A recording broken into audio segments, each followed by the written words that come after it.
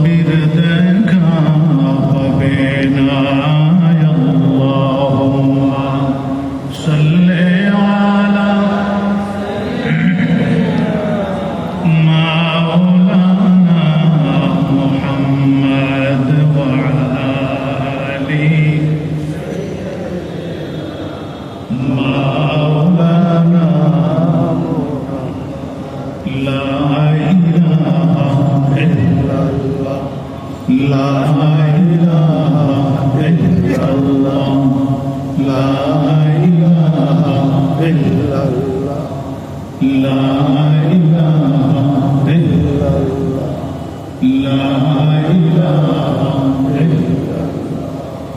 লা ইলাহা ইল্লাল্লাহ লা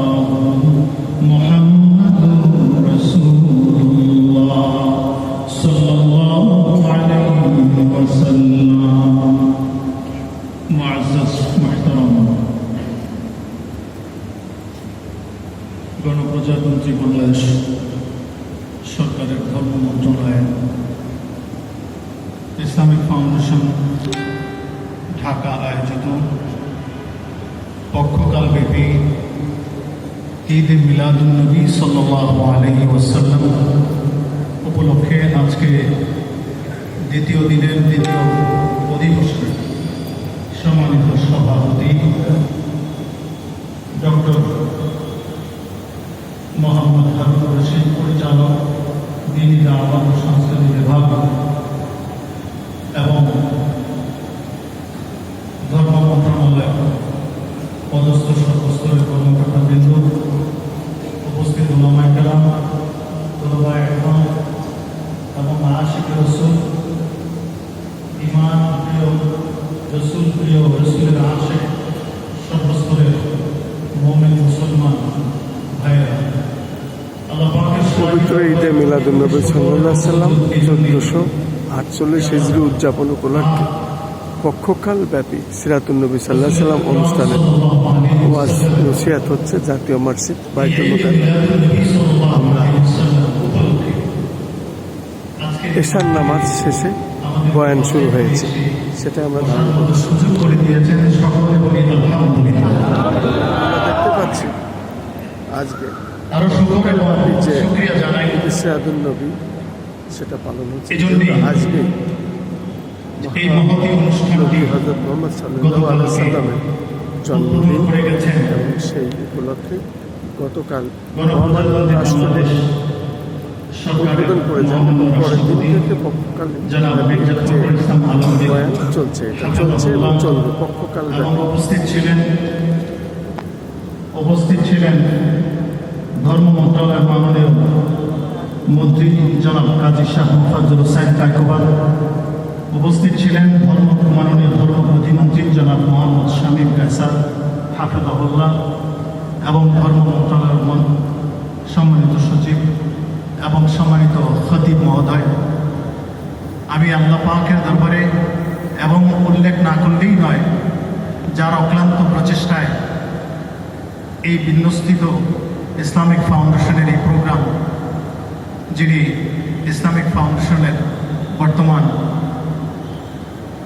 মহাপরিচালক মহোদয় হযরত মাওলানা মুফতি মোহাম্মদ মহিবুল্লাহ বাকি নদভী, সকলের প্রতি কৃতজ্ঞতা এবং সকলের জন্য দোয়া।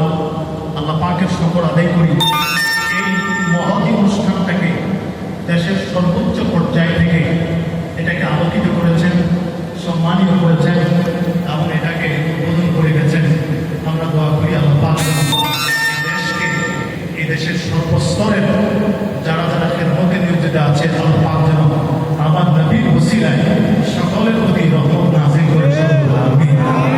আমরা শুকরগুজার হই আল্লাহ পাকের দরবারে, এই আমার নবী, আখিরি নবী, দুজাহানের নবী, সাইয়্যিদুল মুরসালিন, ইমামুল মুত্তাকিন, হাবিবে রব্বিল আলামিন আহমদ মুস্তাফা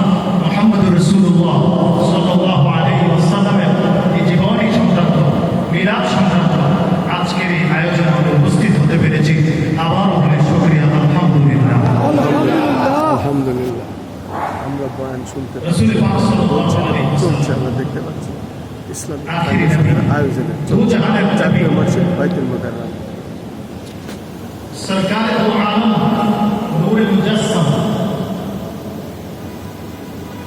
रसूल पाक সাল্লাল্লাহু আলাইহি ওয়াসাল্লাম এই রবিউল আউয়াল মাসে তাশরীফ এনেছিলেন এই দুনিয়ার জমিনের মধ্যে। মিলাদ হয়েছিল, জন্ম হয়েছিল, তাশরীফ এনেছেন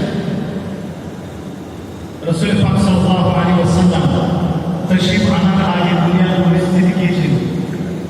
নামে মানুষ ছিল, চোখ ছিল, মুখ ছিল, হাত ছিল, পা ছিল, কিন্তু মানুষগুলো মানুষের কাতারে ছিল না, এক একটা জানোয়ারের মতো ছিল। আমার নবী আসার কারণে এই মানুষগুলো মানুষ হয়েছে। নবী না আসলে এখন কিছু কিছু দেশে নবীর কথা জানে না, মানে না, এখন জানোয়ারের মতো এরা, এখন বাঘের চামড়া পরে নামাজ নাই, রোজা নাই, ওযু নাই, গোসল নাই, ঈমান নাই, আমল নাই, এদের মধ্যে এখনো দুনিয়ার জমিনের মধ্যে কিছু পরে সকলে সাগরের ভিতরে এখনো আছে। আমার নবী আসার কারণে আমরা নামাজ শিখেছি, আমরা বাবা মায়ের খেদমত শিখেছি, আমরা প্রতিবেশীর খেদমত শিখেছি, আমরা ওযু গোসল চিনেছি, বিবাহ শাদী চিনেছি, আমরা দিনকে চিনেছি, জান্নাতের রাস্তাটা পেয়েছি, আমরা পাকের সন্ধান পেয়েছি। এই জন্য আমরা পাকের কাছে আমরা শুকর আদায় করি, সকলে বলে আলহামদুলিল্লাহ। আমার নবী না আসলে কি আমরা একটু পেতাম? নবী আসার কারণে আমরা কি খুশি না বেজান? খুশি না বেজান? নারে তাকবীর, নারে রিসালাত, আলহামদুলিল্লাহ। সেই রাসূল করিম সাল্লাল্লাহু আলাইহি